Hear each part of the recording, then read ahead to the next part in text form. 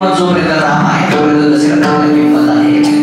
त्यांच्यातले राम निघून गेले की दशरथ राजाची किंमत नाही. काहींना असं वाटतं मरण येऊच नाही, हे वाटणं म्हणजे विकृती. मरण येणं ही प्रकृती आहे आणि मरणावरती विजय प्राप्त करणं ही भारतीय संस्कृती.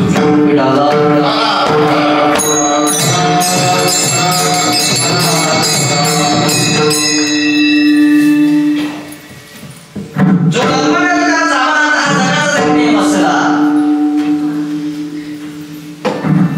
या फुलाला किंमत कुठपर्यंत आहे?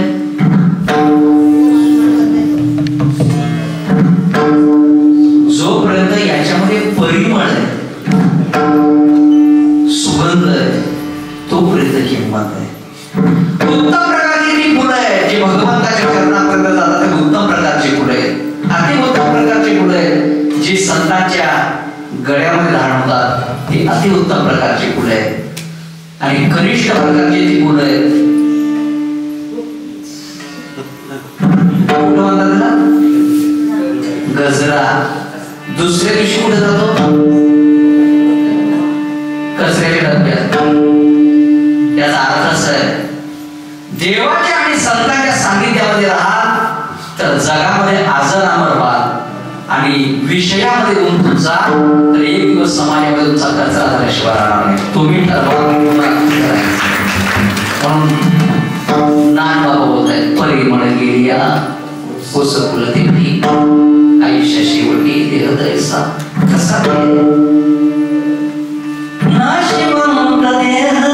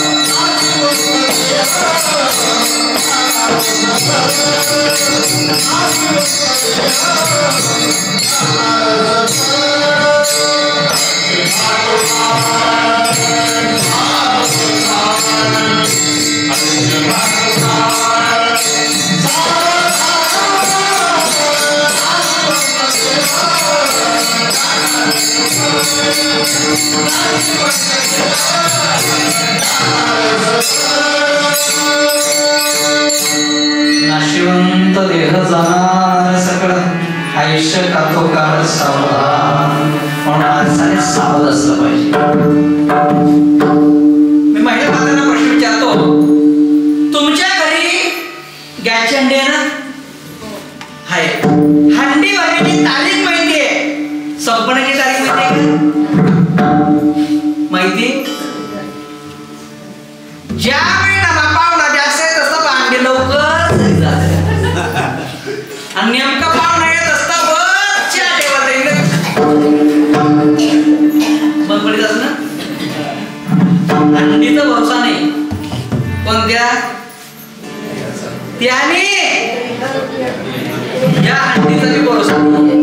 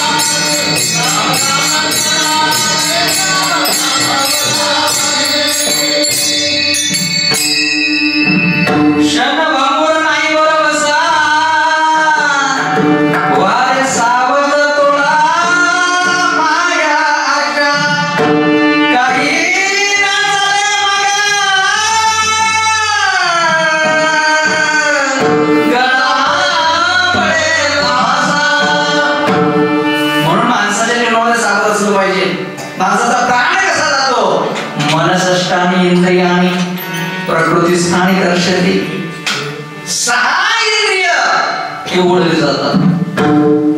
माणसामध्ये ताकद जोपर्यंत असते ना तोपर्यंत कोणाला जुमानत नाही. पण इंद्रिय मावळायला लागले, आला बाबूल आजचा किंवा बुवा जेव्हा येतो ना, इंद्रिय जोपर्यंत चांगले असतात. खूप सुंदर उदाहरण दिलेलं आहे. मंदोदरी आणि रावणाचा संवाद आहे.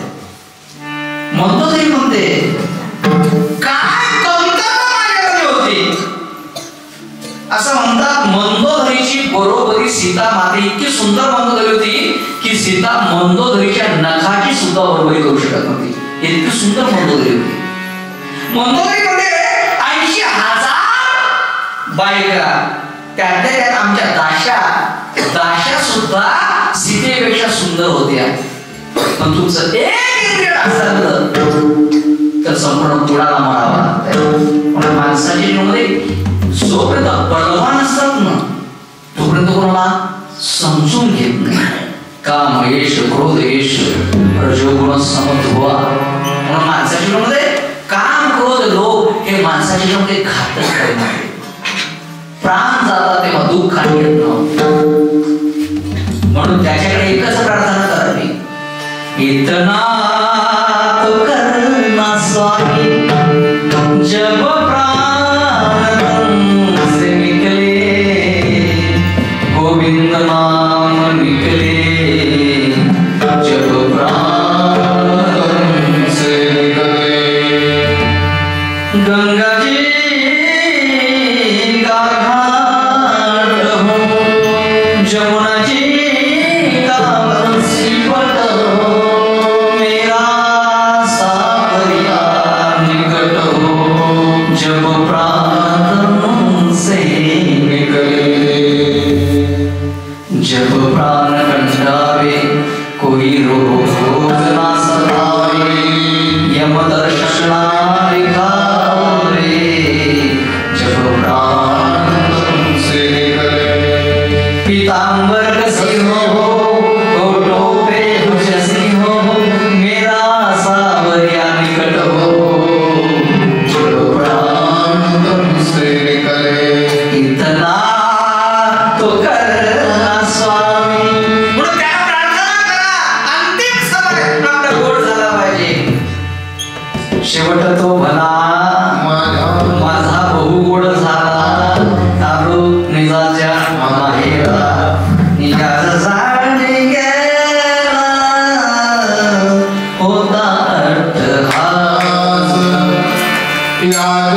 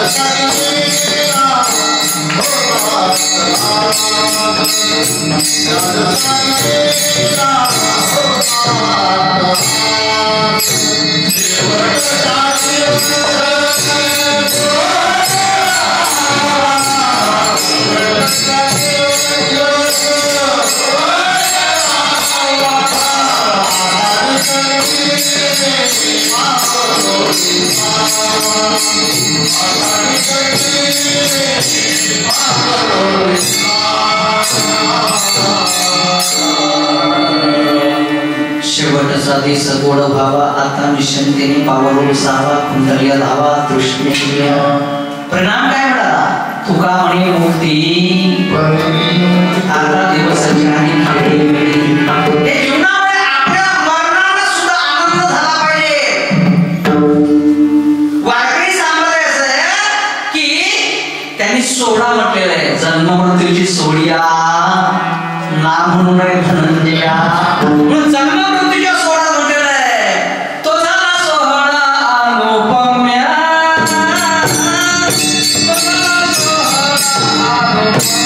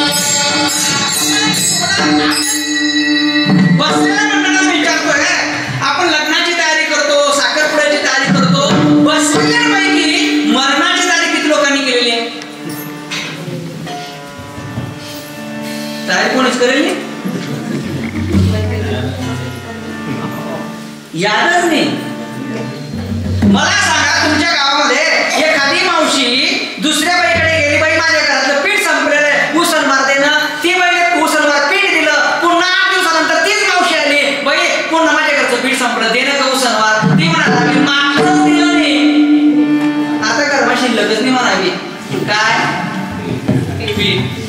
तसं त्याने दिलेलं आहे, त्याने दिलेलं आहे, उसणवार देह त्याने दिलेलं आहे, मग आपल्याला सोडण्याची जबाबदारी आपली आहे ना, का त्याच्यावरती जास्तच ममत्व बाळगण्याची गरज आहे?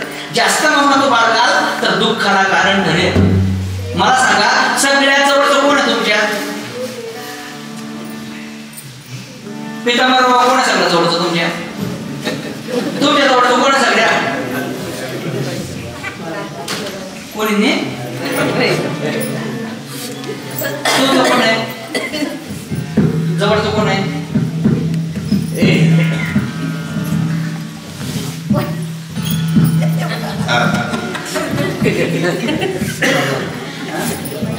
परमात्मा जवळचाच आहे. बरं तुम्ही किती दिवस भेटे त्यांना? जवळचं सांगताय. सगळ्यात जवळचा मित्र जर कोण असेल तुमचा, मला सांगा, यम चांगला डॉक्टर चांगला? पटकन बोला. महाभारताची उत्तर आहे. यम चांगला डॉक्टर चांगला?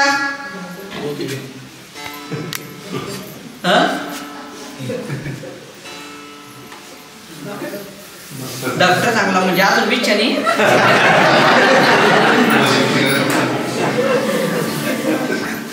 पण मी बोलू का जरा, माफी मागून बोलतो. डॉक्टर इंजेक्शन पण देतो, पैसे पण घेतो, यम एकच दार मारतो आणि मुक्त करून टाकतो. पण लोकांना यम आवडत नाही, लोकांना यम चांगला का काम चांगला?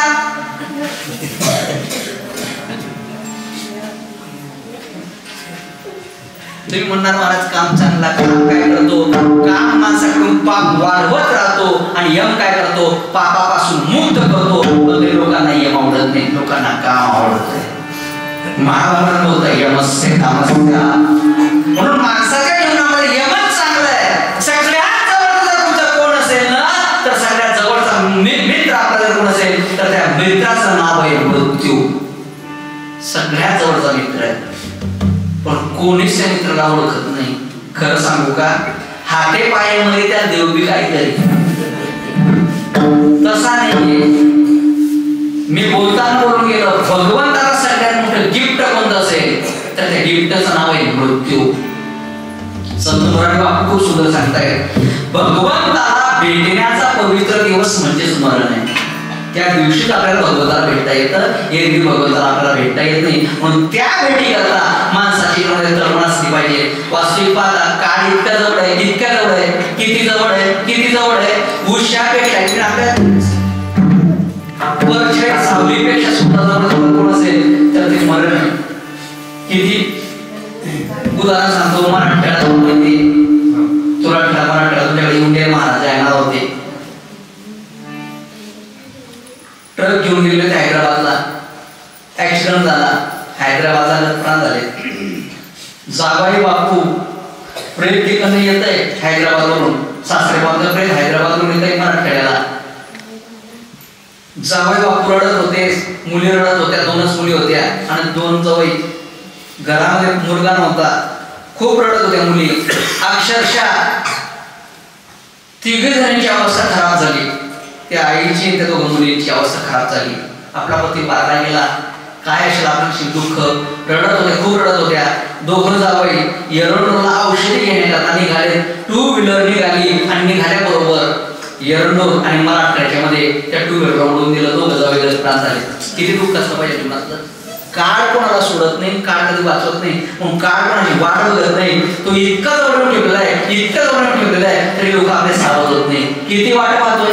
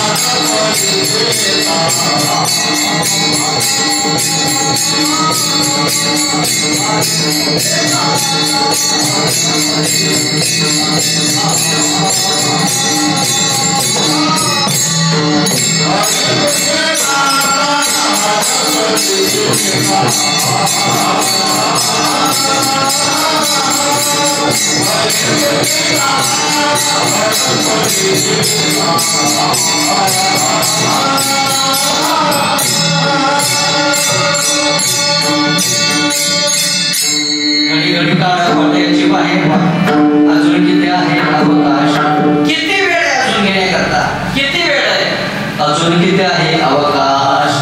पण वाट पाहतोय, आपली वाट पाहतोय. कोण? काळ वाट पाहतोय. केव्हा गेली याचा भरोसा नाही. म्हणून माणसाचे क्या भरोसा है इस जिंदगी का, साथ देती नहीं वो किसी का. क्या भरोसा है इस जिंदगी का, जीवन की गाड़ी चली जा रही है, निकलने की मंजिल करीब आ रही है. म्हणून माणसाच्या जीवनामध्ये गाडी कधी येईल त्याचा भरोसा नाहीये. पहिल्यांदा गाडीमध्ये कोण चाललं? देखा तो बचपन में मिला है जंक्शन, जवानी में गुजरे हैं औरों की टेंशन. म्हणून माणसाच्या जीवनामध्ये पहिल्यांदा जर लहान अवस्थेमध्ये पहिल्यांदा गाडीमध्ये प्रवेश केला, दुसऱ्या टप्प्यावरती तरुणपणामध्ये सहपत्नीला सोबत घेतलं, तिच्या हात माझ्या हातामध्ये घेतला, प्रवासाला प्रारंभ झाला. पुढच्या टप्प्यामध्ये आम्हाला मुलगा झाला, तिसऱ्या टप्प्यावर तो चालला, चौथ्या टप्प्यावरती नातू झाला, पाचव्या टप्प्यावरती आजोबाला ट्रेनच्या खालून उतरावं लागलं. तिकीट फक्त तिथपर्यंतच होतं. जोपर्यंत तिकीट आहे तोपर्यंतच प्रवास आहे. एकदा का तिकीट संपलं की प्रवास तुमचा संपला. आपलं तिकीट काढण्याच्या आधी माणसाने सावध असलं पाहिजे. गडी गडी काढ वाट्याची पाहिजे. माणसं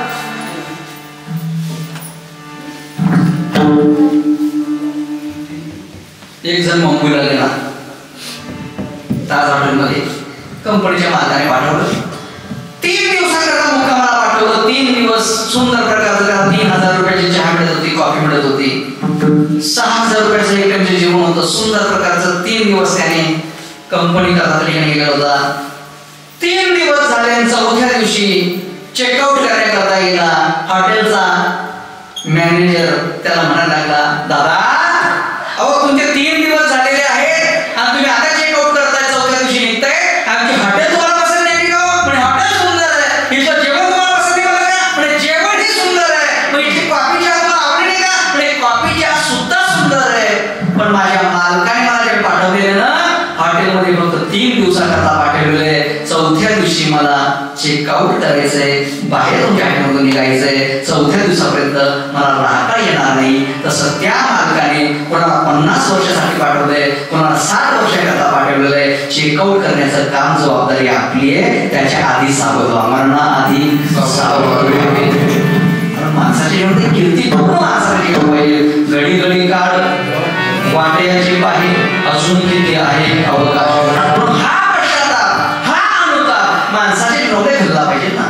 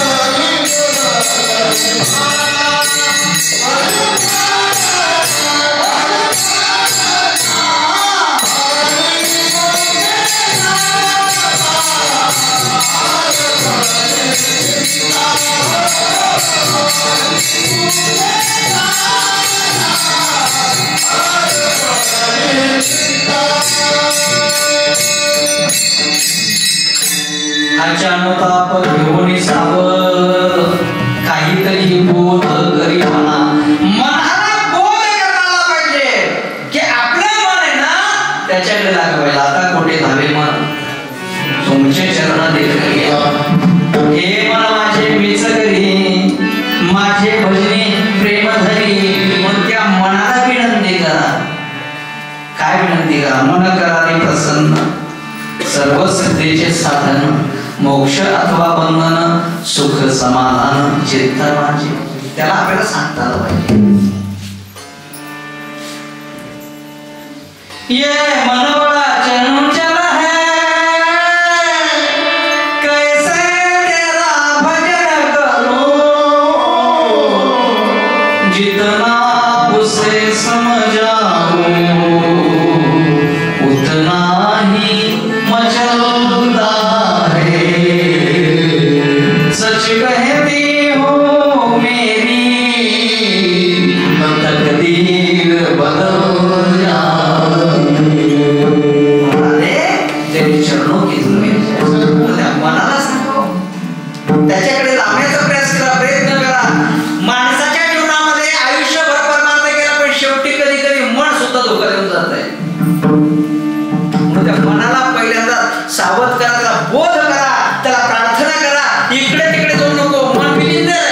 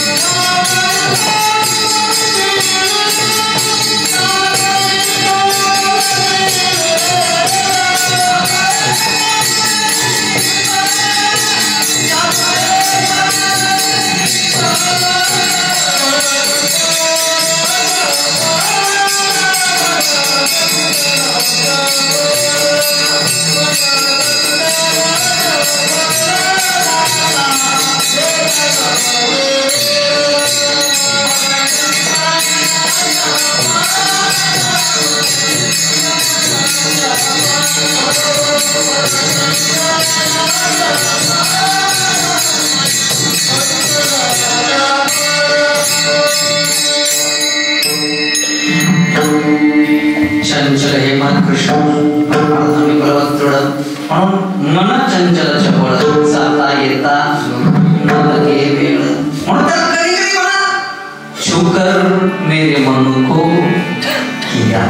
तुमने क्या इशारा बदला ये मौसम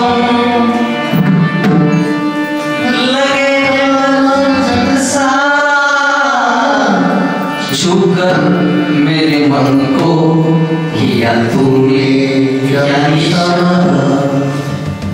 नूतन अमिताभ बच्चन करता म्हणत असे, आपण पांडुरंगा करता म्हणा छूकर मेरे मन को किया तुमने क्या इशारा. प्रार्थना करा, त्या मनाला सांगा कोणी केला पितामह विश्वचराचा अंतिम समय पा. भगवंत फक्त दोन लोकांचं दर्शन घेत होत्या, महाभारत व्यवस्थित पा.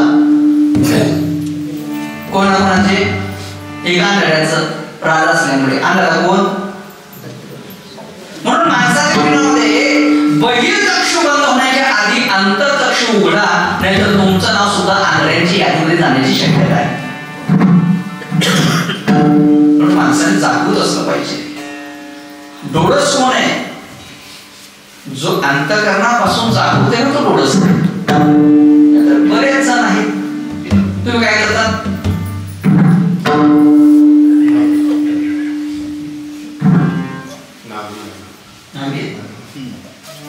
आता बनकी आहे गावाच्या लोकांना, तरी काय विचारतात लोक, तुम्ही काय करता?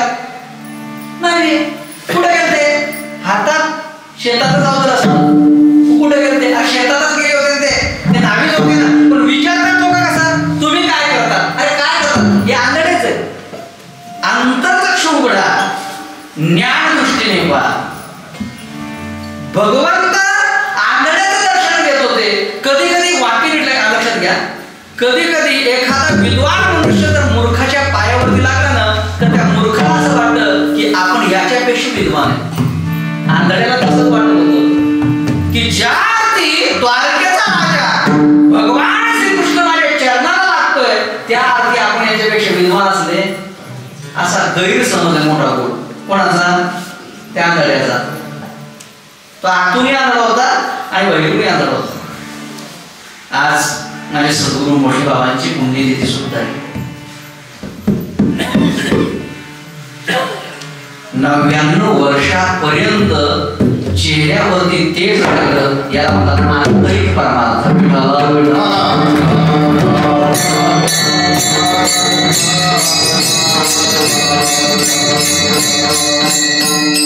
पितामहाचे दर्शन करतात. भगवंत 5 पांडव द्रौपदी गेले